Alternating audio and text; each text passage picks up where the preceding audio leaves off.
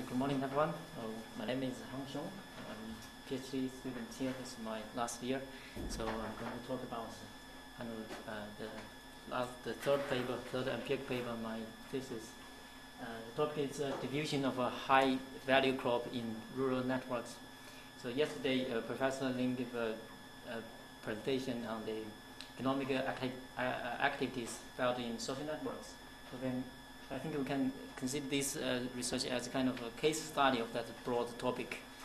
So the question I'm trying to answer today is how does the diffusion of high value crop, the adoption of high value crop diffuse on rural social networks? Specifically, we want to know, is the household adoption decision influenced by other households in the villages? And if so, how does this happen, and through which ties? Basically, it's kind of tough to answer this question by doing empirical study, because it's difficult to collect the data. It's the main challenge. So, trying to answer this kind of question, you both need kind of network data.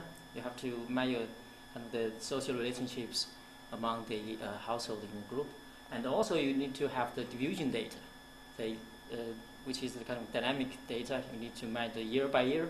So either of them is kind of difficult to collect, but it's even more difficult if you want to collect it from one case, and hopefully can cover the whole population. So I would like to say I actually spent probably a quarter of my 4-year PhD to collect the data, including selecting the case and conveying the survey, and also seeking for funding for funding the survey, and also coding the data. So now I'm going to spend a couple minutes to show you what I've got. So first of all, the case we select is 10 natural villages. They are located in a big administrative village in rural Wuhan, central China. So I really want to emphasize central China here is because, this might be different in the northern part or southern part of China. So and these are some basic statistics about the villages. So the smallest natural village, with the least household is 18 households in the village, and the largest has 62 households. And there are 10 natural villages like this. In these past 15 years, there's really a big change happened on these villages. It's because they introduced a new crop, which is called Artemisius lanensis. It's a high value crop in this village in 2001, and this has been fully adopted in 2009. And like most of other villages in China, they would traditionally produce rice and cotton, both for food and clothes, and then they shift to the new high value crop. Why we call this the high value crop? So this is a vegetable. If we just consider the price, the most common vegetable in China probably is cabbage, and here we call it, even called Chinese cabbage in Tesco, called Chinese leaves. So the average price is in euro, it's about 10 cents. And the price for this for Artemisius lanensis is 2 or 3 euros. So that's pretty high. So farmers can earn, can benefit a lot by producing these. And it's indeed brought a lot of changes to these villages. It's just been shown by these 3 graphs. So first look at the blue line. So it shows the number of households that have adopted this new crop since that have been first introduced. So in about 2005, more than 70 households in these 10 villages have already adopted this new crop. And by the end of 2009, all of them have adopted. All the potential households have adopted. And what it brings is, so then the 2 red lines. First, the solid red line, it shows the pure income per capita in these 10 villages. So and the dashed line is the average level in the whole country. So in 2000, in the year of 2000, it's far below the average level in the country. It was one of the poorest villages in Wuhan, in this area. When they started to adopt a new crop, after just 2 years, they kind of surpassed the average level in the whole country, and then they keep higher than the average level in the country. And now, if we only consider agricultural income, this is the highest village in Wuhan in the whole city. There are about more than 2,000 villages in the city, so it's kind of a huge change for them. And this is the area that they produce, the largest area produced that mixed languages. So I probably missed this point. So now they get a nickname. The number one village of a mixed language is under the sky. So it's the largest area they produce this high value crop. So we have collected a lot of data from these villages, which specifically includes network data. Network data mainly consists of kinship network and the geographic network. So the kinship and the geographic ties are the most two important social relationships in Chinese villages. This has been supported by numerous observations and studies. And also we collected some political network data.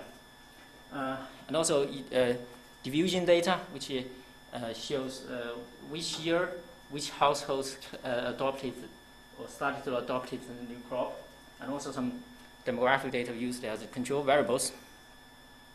Now let me just show you some of the data. So this is the kinship network data. This kinship consists of blood relationship and affinity relationship. Affinity relationship is based on the marriage. So we get all the family trees from all the clans. There are 64 clans in all the 10 villages. So we visit all of them and get all the family trees. And then some of them we just get a kind of this is my record by hand, and also they have a kind of document. We just copy that, and then we kind of translate them. We code them into family trees like this. And but when we do the social network analysis, we have to translate the data into adjacent matrix. Imagine this is a network more than 400 nodes. So it's really difficult to translate this into adjacent matrix. So I developed a software to help me to do this. So this software I call the kinship adjacency converter. So you just input the family trees, and it will generate the adjacent matrix. I developed this with the help of my brother. So you see the kinship is working here. Okay, and then we get the adjacent matrix like this, and then we can generate network like this. And we also get the house neighborhood ties, and also land plot ties, and we do this by using Google Map. So this is Google Map, which shows it can clearly show all the houses in these villages. So this is one village, or actually all this together one village, and you can identify each of the house, and then we ask the farmers, specifically the informant farmers we have in these villages, to mark each of these house. Of course, I printed it, and they marked them, and I marked them on Google Map. And within this, we know that on Google Map you can have the coordinates of all these marks, and then you can translate into geographic distance. And with the distance, you can translate them into adjacent matrix, and then you make the networks. I also here just quickly mention also gets the marked all the land plots. These are land plots. So land plots kind of surround all the houses and the land plots, and you can see that the land plots are kind of adjacent to each other. Some of the land plots even without any boundary, they exist because of the trust, between the households. And then, sorry,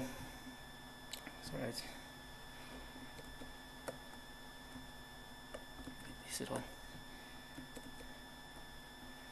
Okay, then we get the adjacent matrix for the house labeled, and this is for this is the way we get the neighborhoods between the land plot. We use the land contract. So we, each of the households signed a contract with the village as a collective, and then we get the contract. In the contract, it indicates the acreage of each of the plots. You see, each of the households, they have several land plots, and these are the acreage of a land plot. And it also clearly indicates the labors of the laboring plots of this each of these lands. So these are 4 directions: east, west, south, north.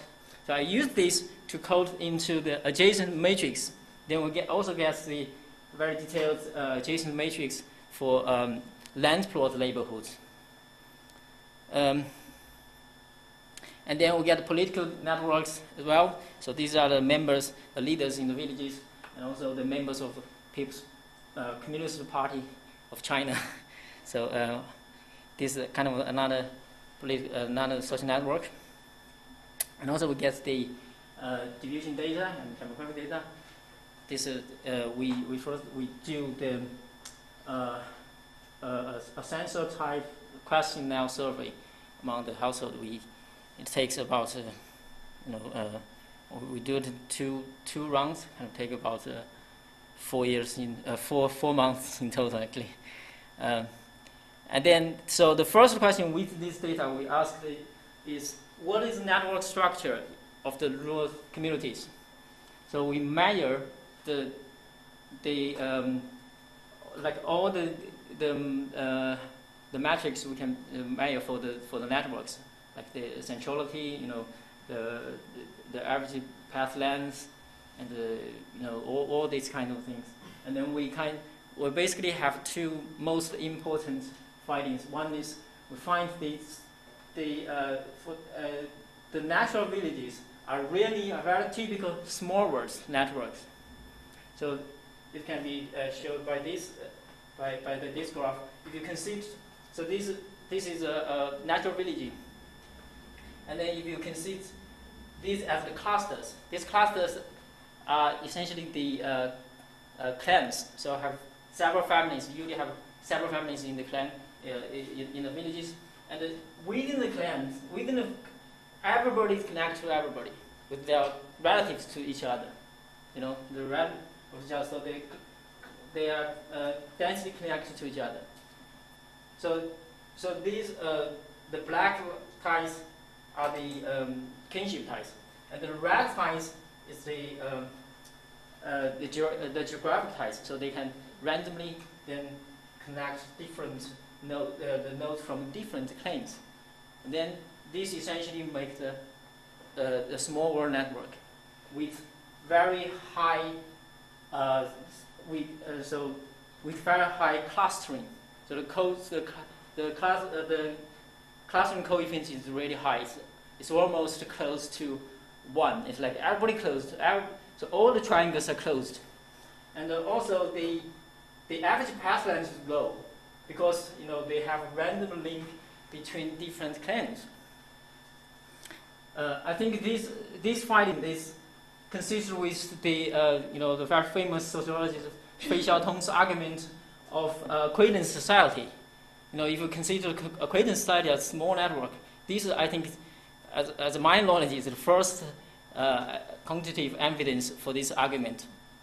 And also we find the network structure it's dense. So like everybody connected to everybody. So I just give you one figure that the average density we measured among these 2 villages is about 75%, which means if you randomly pick up 4 persons or 4 households in the village, 3 of them will be connected to each other either by kinship or geographic ties.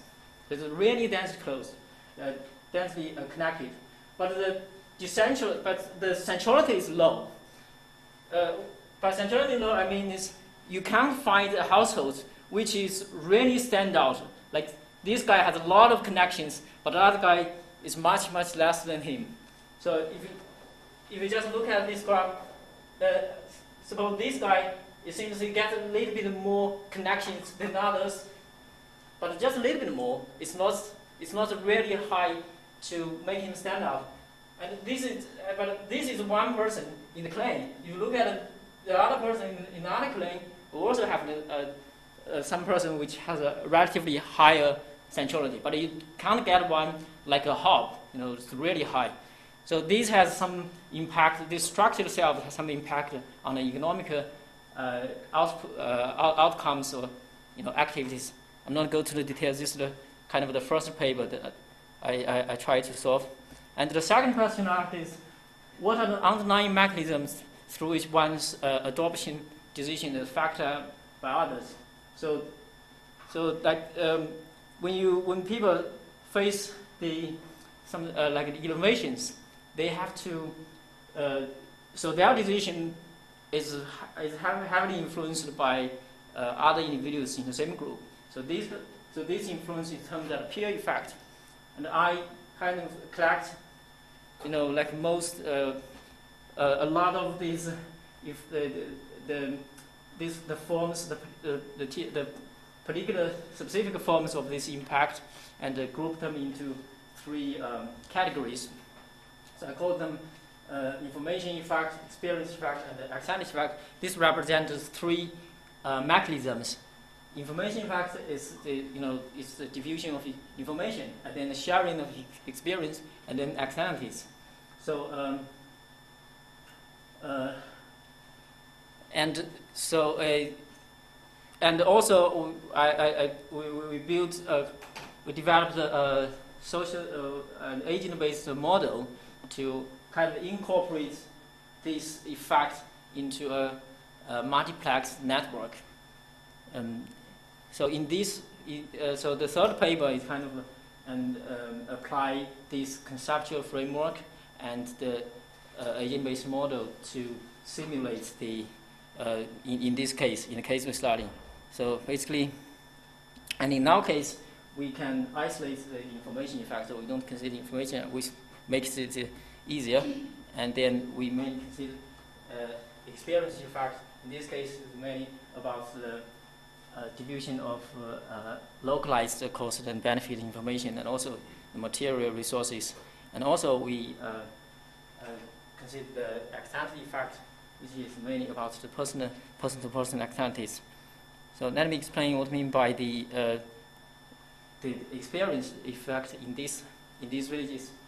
So when you want to adopt the crop, so at the beginning, it's the only way you get the seed stock from the early adopters, because you can't buy this. You can't be capital fresh, and it's very rare, so you can't buy it from the market. So the only way you can get is from the early adopters, and usually it's not something you buy because the price is so high and it's risky. You don't want to buy it. You just want to get it through the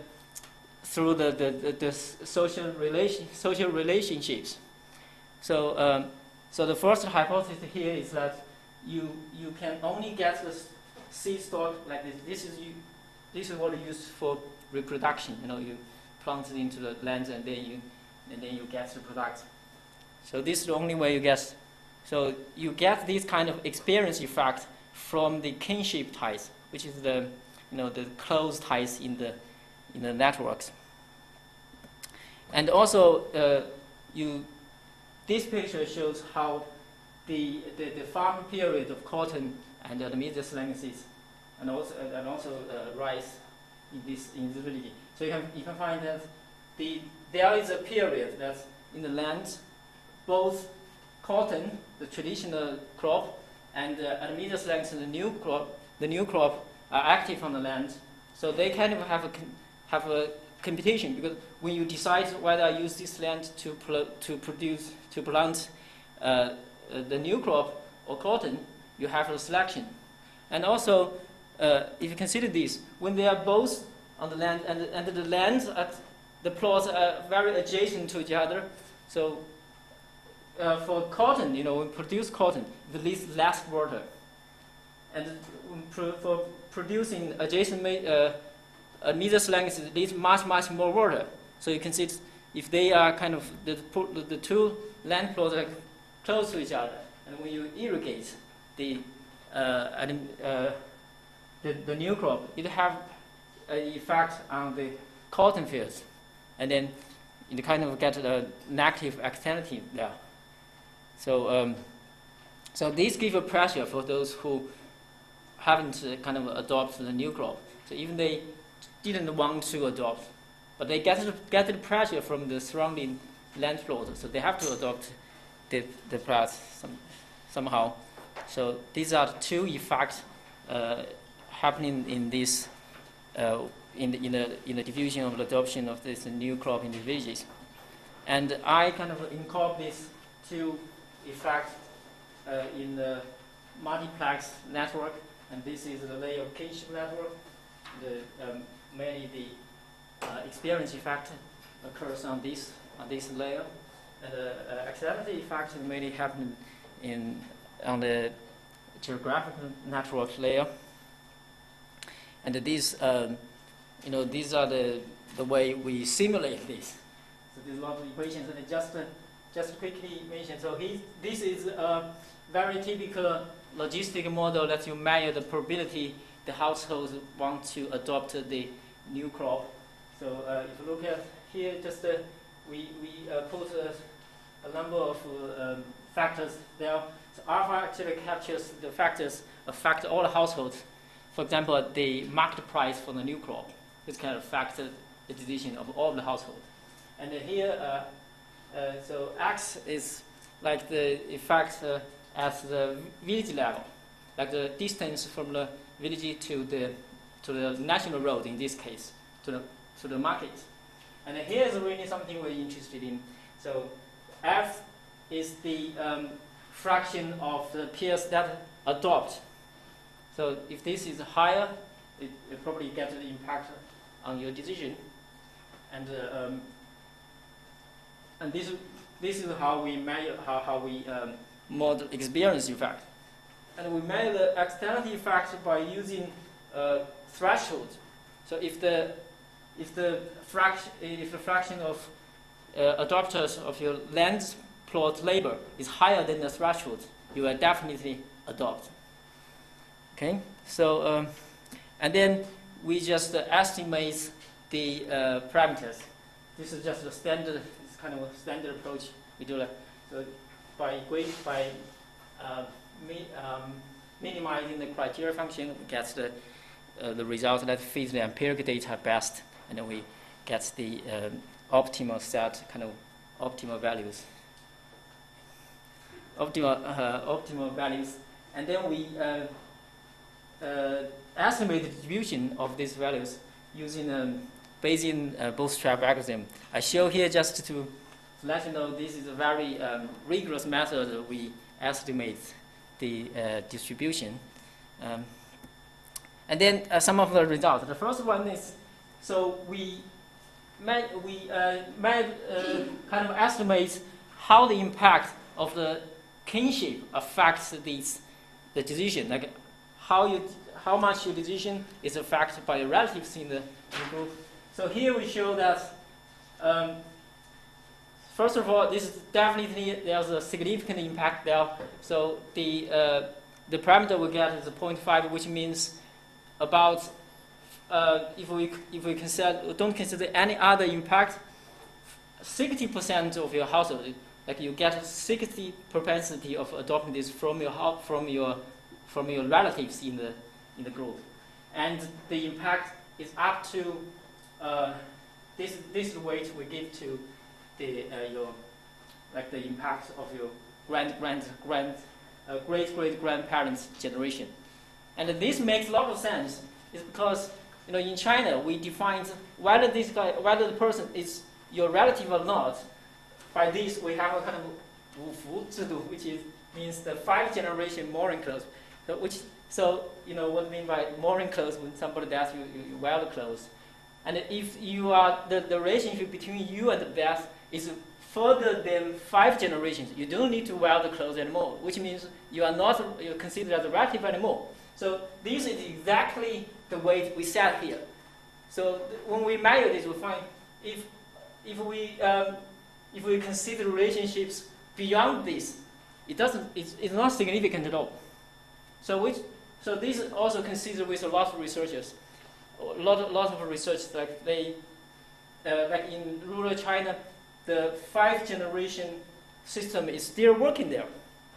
But it doesn't mean, people only share 1/16 genes can affect the decision, but it doesn't mean that is a big impact. So the big impact we find is within 3 generations, which means so only those who share 1/4 of the genes strongly affect the decision.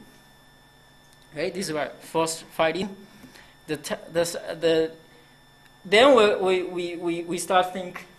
So if they are, so this is kind of a family tree, and if you look at this family tree, suppose here the D1 is close to C2. So this C2 is his uncle. So the weight between them is 0.5. But this is definitely higher than the relationship with C3. C3 is kind of a secondary uncle. So the weight is a quarter, and this is half. This is quarter. But how about this?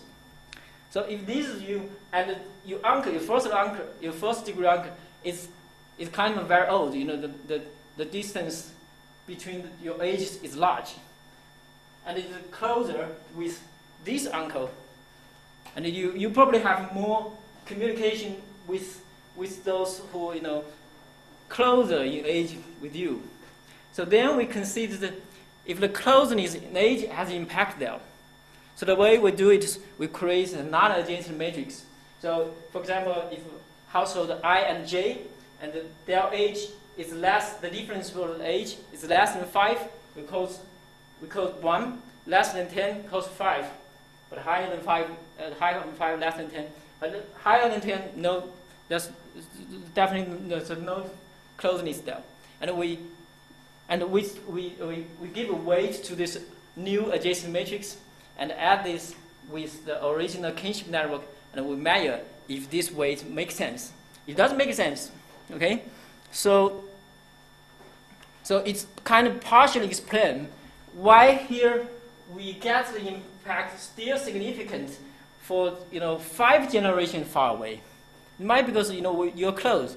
If you're close, what would happen is so you might go to the same school with him. You might take the same job in the cities with him, and you have more communication. It's beyond the pure kinship.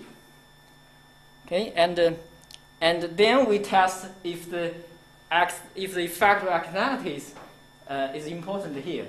And unfortunately, we find that the impact is high, but it's not that significant. So the first time, when I got the result, the first thing I did is to call the farmers in the villages. I have connected with about 30 of them. I just discovered why this could happen. And finally, there are 2 explanations. Of course, I got some explanations in mind before I called them, and 2 of them most likely happen. The first one is each household manages a number of land plots. So when they decide to adopt a new crop, they will carefully avoid use the one which have less influence to others. And even they get a big land plot may have huge impact to others, they will discuss with the neighbors first. And they usually end up with both of them adopt this. So this means there are indeed the effect of externalities, and they indeed impact the way the adoption decision. But they kind of very carefully avoid the problem by negotiation. So actually, they solved their problems there. They kind of raised a problem for me as a researcher.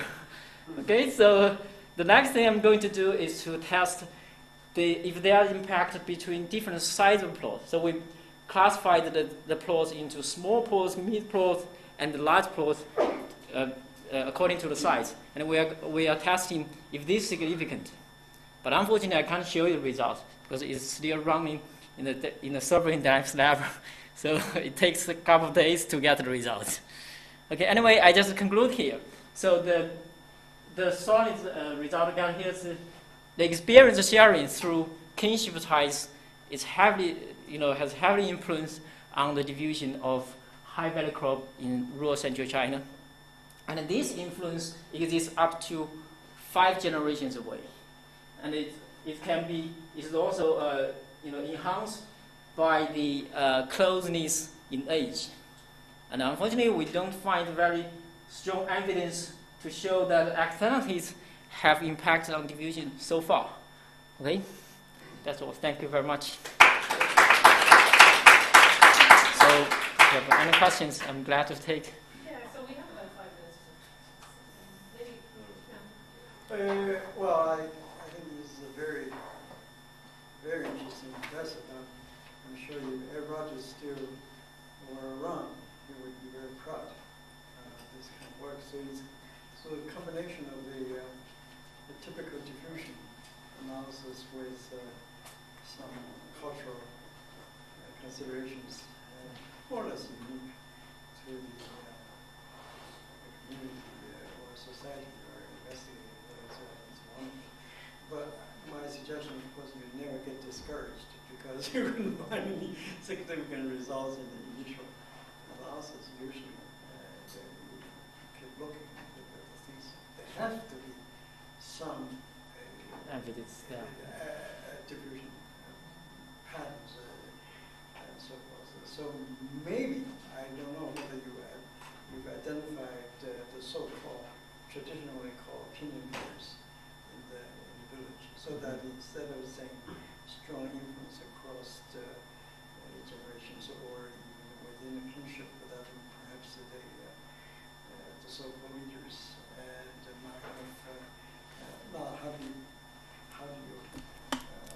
identify the opinion leaders? I have no idea whether in fact sort of reanalysis of the early adopters and see whether their positions and resources in the village, a number of social, economic, and political variables that may establish themselves, and then usually we identify different types of opinion leaders than those who are innovators or adopters, and then hopefully you trace their influence, and versus those really opinion leaders are very conservative and rather than innovative, and sort of make sure you differentiate the two, and so that. So traditionally, you say opinion leaders makes a difference, but in fact, there are different types of opinion leaders, and so you may wish to look at that. So in a sense, you reverse the process rather than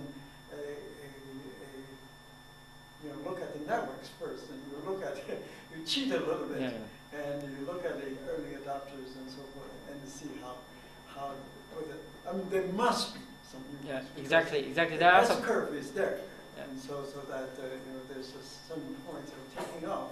So if you look at them, perhaps.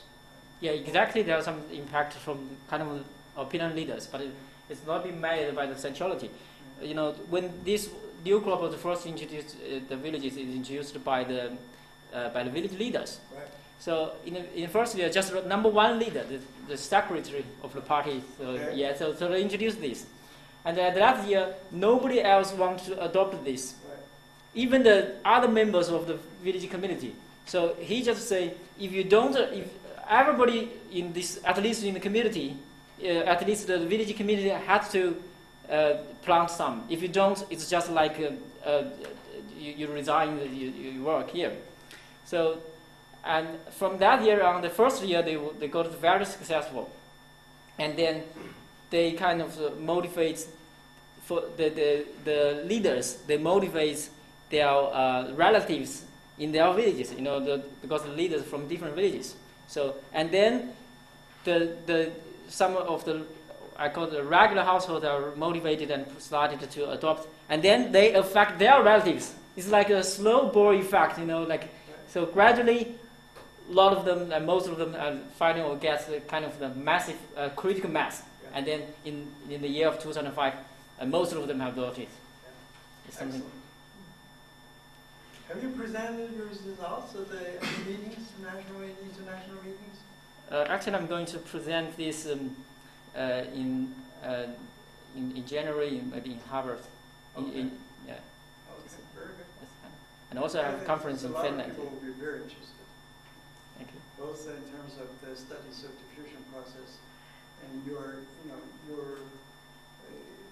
combining your good data and real computational methods, and as well as the cultural elements of those models. Thank you. One more question, I think. Yeah. Well, I have a few questions. I don't know if I'll fit them all in. Very impressive talk. I was particularly impressed that you managed to do all that data collection in just a quarter of your PhD. Yeah, It exactly. probably would have took me the whole thing just to collect the data, so very impressive. One of the things you mentioned was that, or the things you observed was that charismatic leaders or opinion leaders, their networks weren't so proportionally large compared to their other kingships. Did I read that correctly? Or Yeah. is that, yeah? So I was sort of wondering what the intermediate factors were there. Whether, for example, maybe are these community within our own field, this idea of the gatekeepers. Traditionally, there was gatekeepers of society with very much, strong power, such as opinion leaders in the fusion theory.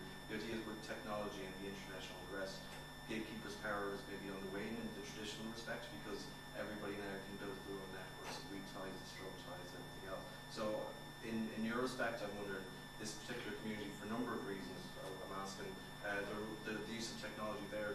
Do they have internet access? Do they, what's sort of the other mediating factor in technology there? Would be my first question. I think there are some the household can be considered as leaders, are the village leaders, Yeah. are the members of the village community, Yeah. and also we have each of the natural village, we have 10 natural village. Each has a kind of head of village, so they can active. They have their own kind of political networks. So they are like the memberships. If you look at all the first adopters, all of them are either members of the village community or the party members. Yeah. So they can act, and they from different clans. Mm. But that's the way you select the people. You vote people. It's not like the votes, but you select people. This is the way you select them from different clans. So they will play a leading role in their clans, and then they affect first the closest relatives, and then this guy affect another, and it's like this is the way it works. My question is more to do with technology, because the point I was trying to make is that traditionally in these sort of small communities there would be opinion leaders or charismatic leader types who would have very much, be very much gatekeepers of the commission, strong influence. And one of the notions with the rise of the internet, for example, or technology, is that they don't have the same power to have that influence, because other people within that community can also build their own networks, assisted through technology, for example, and maintain those networks. So one of the observations that you made was that the opinion leaders didn't seem to have proportionally, that large of, net connections compared to other kingships within that. So I suppose I was wondering then where technology mediated that, whether these people within these communities studied were using the internet or were creating connections online. That's just from my own. Yeah. So it makes sense here, because this is kind of a project partially supported by the government. Mm. So the government have a strong, motivation to make this kind of to diffuse this new crop. Yeah. And they actually initially introduced in 11 administrative villages, and only this one got success. So they organized a lot of training, and and also this is a kind of a case of the innovation with economic skills. So the households they want more households to adopt this so that they can get a market. So they have the intention to diffuse the technologies. So if you want to produce this, the problem is the seed stock. How you get the seed stock? It's not technology, when this was initially introduced to the village, they have held several training events to train the early adopters, and then it just becomes something natural. You know, they can have the kind of tacit knowledges, and then they can because you know the land plot is like open. You can just simply observe. It's not something you have to kind of be, there's a barrier there. It's not like that. I think his question was in fact the role of, let's say, a internet and so forth influence this process. So, for example, if someone say, well, try to convince another person to adopt, whether this person would be more likely to adopt if the person got online to find more information about this crop. But I suspect at this time, at this early period, 2000, 2005, I don't think they organize this process. I don't think. I think that's the issue. So. And also, you know, this is something they kind of introduced from another province, which is quite far away. And when they introduced it to this province, you know, it have unique climate, you know, unique natural environment. So you can't exactly use that technology. You have to kind of use the localized technology, and it gets a lot of tacit knowledge there. So this is something, you know, you can't share with anybody else. Yeah, exactly, because that's what makes it interesting as well. So you're saying, because of the data collection period, this was a time before there was wide adoption within that community of, you know, say, internet technology. So yeah, the observed effects mightn't be the same if there, you know, it happened today. For example, if you were to conduct a study currently in Africa, you might get this kind of data you need because people are using cell phones and so forth widely. But I don't think it was true. I mean, in 2000 and 2005, in the rural it's not definitely not popular. China. It's even not popular in China. Not to mention the farmers, you know. That's why I think it's really interesting, because you've kind of captured data that's not been, not say contaminated by technology, but in some respects, you know, you can focus on the kinship without. And actually, a comparative study then would be quite interesting, where if the case was different now that the technology is proliferated quite a lot in rural China, which I believe our book has. On that note, I think we should let you ask your further questions in the coffee break, and our next